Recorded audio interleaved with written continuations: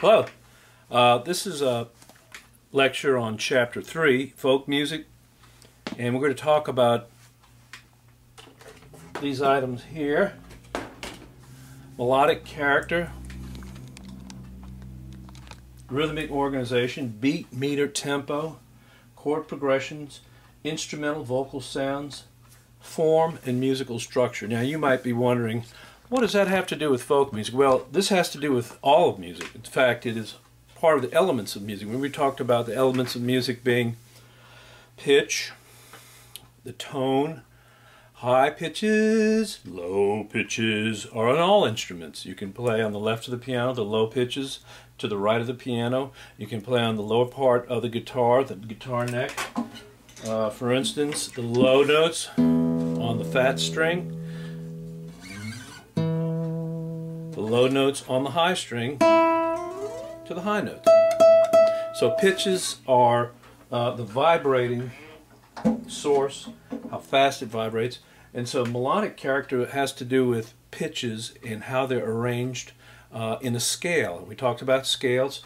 So in folk music you have melodic character, and you listen to Barbara Allen, which is the listening guide, is on page 47 of your textbook. I want you to get familiar with that tune. The rhythmic organization, well, the melody flows at a certain tempo. It doesn't have a strong beat.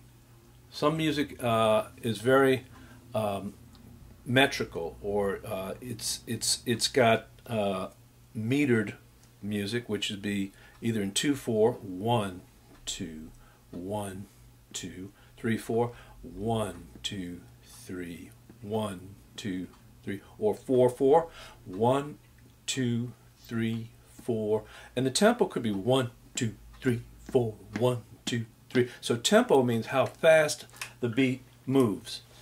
So let's just start with melodic character. I want to read something to you here. Barbara Allen is a narrative ballad, and it is sung a cappella. There's no instrumental accompaniment.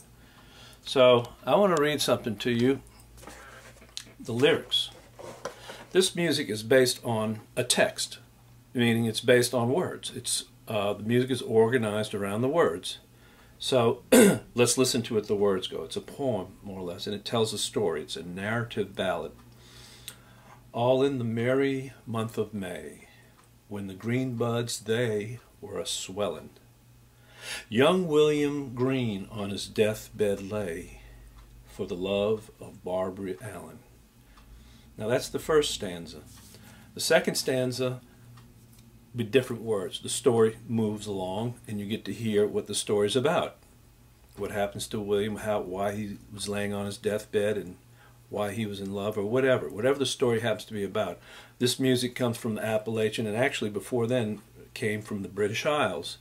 It's called a narrative ballad, and it's called Barbara Allen. It's sung by Gene Ritchie, and you'll hear a melody that's based on this scale.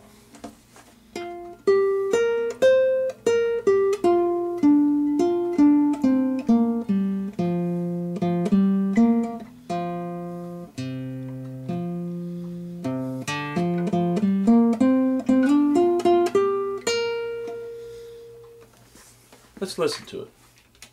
Yeah, all in the merry month of May, when the green buds they were swelling, young William Green on his deathbed lay, for the love of Barbara Allen.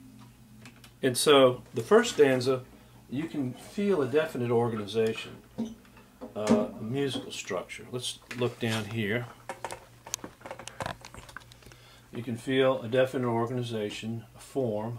The musical structure is, as I said, based on the 3 to 4 or 5 stanzas, however we get. I have a feeling that we don't get the whole story in this particular example.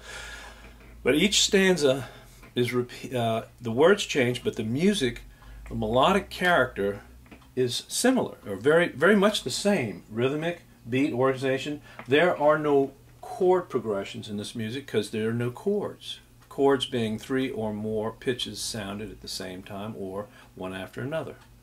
The instrument, no instrument, but we do hear vocal sounds. How do you characterize the vocal sound?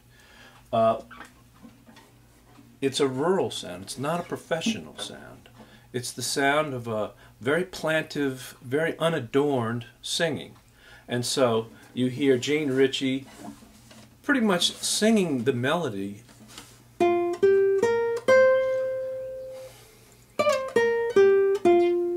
That's the first line. And the second line,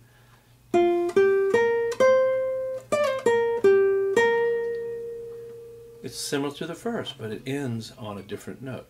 First line,